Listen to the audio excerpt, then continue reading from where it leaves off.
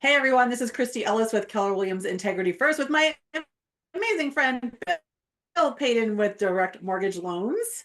Hey Good Bill, morning. Good a little morning. How slow are today, or you? is that just I'm good. How are you? Doing good. Excellent.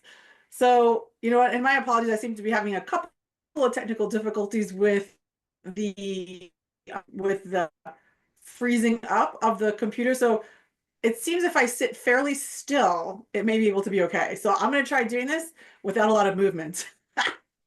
It's gonna be hard.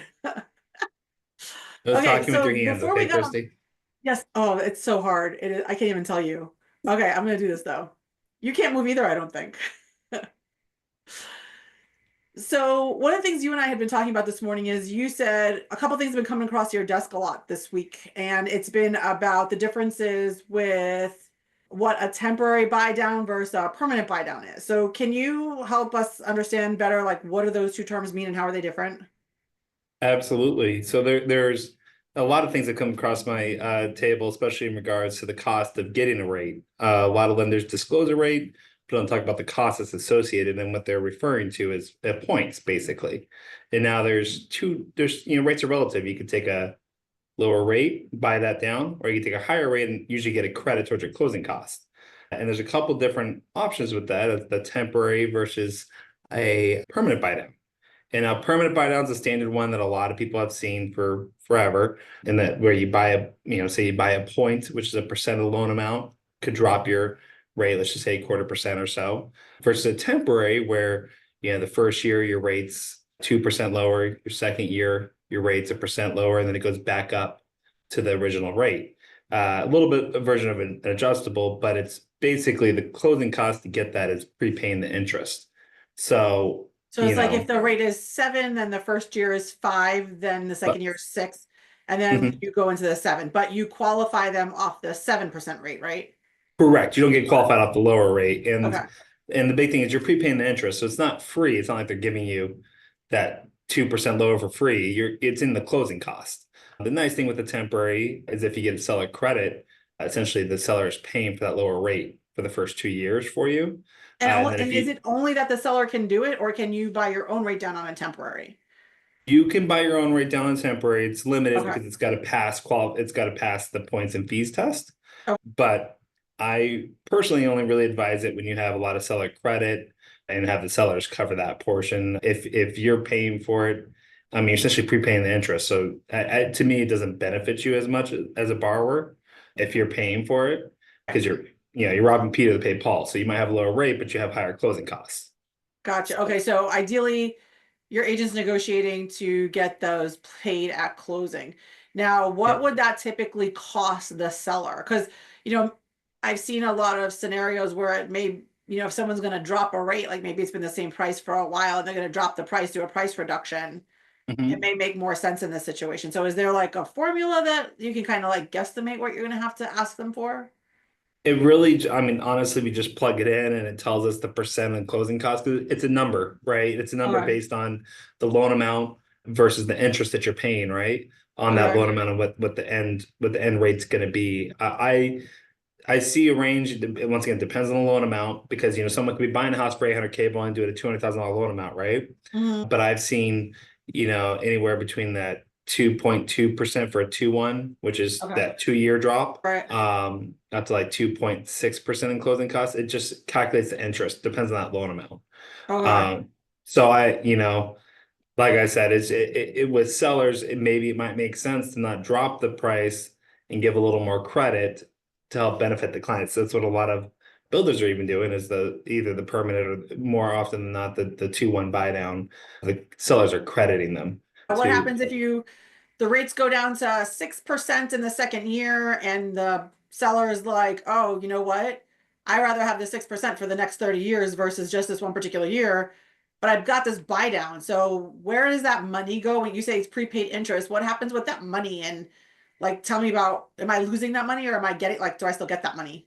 Yeah, absolutely. And that's where actually I'm doing two refinances right now to lock people in before the final adjustment goes up. Hmm. And that's a big difference between a temporary and a permanent. When you permanently buy down the rate, if you refinance in a year or two, you don't get that money back, right? Whereas a temporary, that prepaid interest is put in an escrow account. So when we get the payoff in a refinance, say there's 3K, 5K, 6K left in there, Yeah. that will reduce your principal balance that is owed. So it goes Okay, so it goes to towards, the principal balance. You can't use it as closing costs towards the refi? no, it goes towards the principal balance. But Okay. which essentially when you're refinancing, you're rolling it in. So it does the same Okay. thing.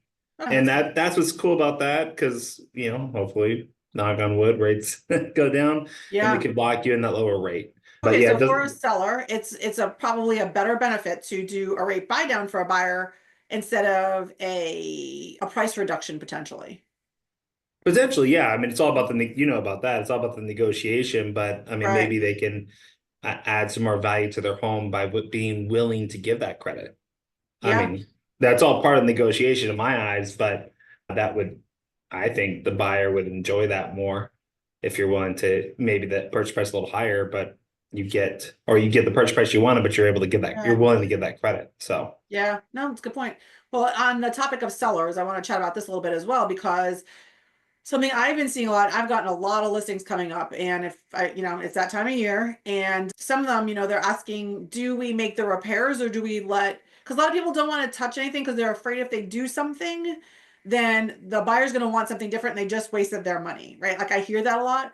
But here's what I think the big misconception is. Buyers right now, because of the way rates are, they don't have a lot of extra cash, nor do they have the ability to buy a property, do their renovations, and then sell their other property. They can't hold on to two necessarily. And I don't know if you've ever lived through a construction zone, but we had a whole extension added to our house when I was pregnant, by the way. So that was super fun. It can be an upheaval in your life. So ideally, for sellers, if you can do the work, and I'm talking, it doesn't have to be anything crazy either. It could potentially be paint. I mean, sometimes it's bigger things like flooring or whatever, and that's always a discussion to have. But the worry of someone's going to replace it, don't worry about what happens after the close. It's not even a thing for you anymore, right? After the close is irrelevant. You want it showing its best, looking its best while you're selling it.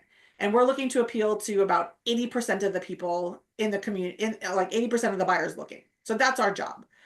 So yeah, I've also gotten super lucky where one of my tradespeople is willing to do a good bit of work prior to prior to close and getting paid at close. And that's just something special they're offering my clients. So if we just need to do a couple little cosmetic things to make it, pop, then we have the ability to do that and it's nothing out of your pocket at the particular time. So for sellers, in my eyes, it's best to get the little things out of the way. If we need to do paint, some cosmetic things, changing comforters are easy too. Like just we want to make it look as much like a model home while you're still living in it. Totally understand that as possible. So that's been kind of the thing we've been seeing. So marketability. it You is got to separate marketability. yourself from the competition. And if you could do that, honestly, the buyers that are going in there, when they think of the dollar amount to replace or fix something, it's probably two, three, four times more than what it really is.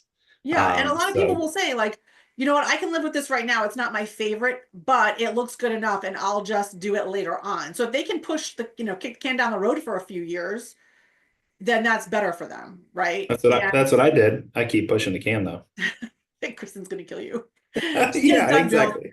This is funny. So I one time had this client who had replaced their floors like 2 years prior to us listing the house, and they still hadn't put the baseboards back on the primary bedroom, right? He just thought it was going to be this overwhelming job. And before we listed, of course, I said, you have to put these baseboards back. It took him less than like 2 hours, and he sat in his room longer just so his wife didn't think it took him that fast because she was going to kill him when she found out exactly how long it took and how fast it could have been done. So it was pretty funny. So maybe that, just doing some of these updates will make your spouse, not want to hurt you either. Happier. I don't know. Just saying. That's So awesome. I know. Well, we hope Good you tip. have enjoyed your little bit of information for this morning. We will be back again next Monday. And if you have any questions or anything you'd like to know more about, feel free to text or email Bill or myself, and we're happy to share. So, well, thank you again, Bill. Appreciate you being here with me. Oh, thank you. My pleasure. We'll talk to you soon.